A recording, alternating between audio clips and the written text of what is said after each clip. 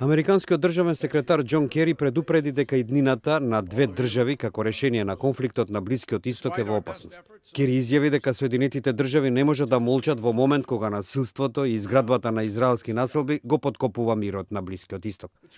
Во говорот само неколку недели пред заминувањето на администрацијата на Барак Обама од Белата куќа, тој изјави дека Израел никогаш немал вистински мир со арапскиот свет. Despite our best efforts over the years, the two-state solution is now in serious jeopardy.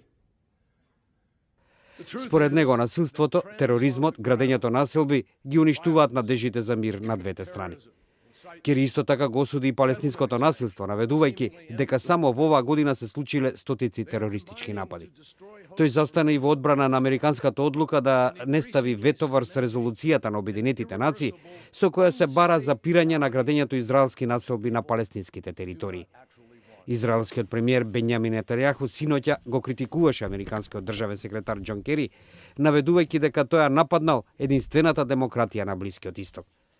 Нетањаху во телевизиското обраќање еден час по проштолниот говор на Кери во Стейт департментот го изрази своето длабоко разочарување од Кери во говорот кој, како што рече, беше речиси неизбалансиран, како и антиизраелската резолуција што мина во Обединетите нации во минатата недела. Israelis do not need to be lectured about the importance of peace by foreign leaders. Israel's hand has been extended in peace to its neighbors from day one, from its very first day. We've prayed for peace. We've worked for it every day since then.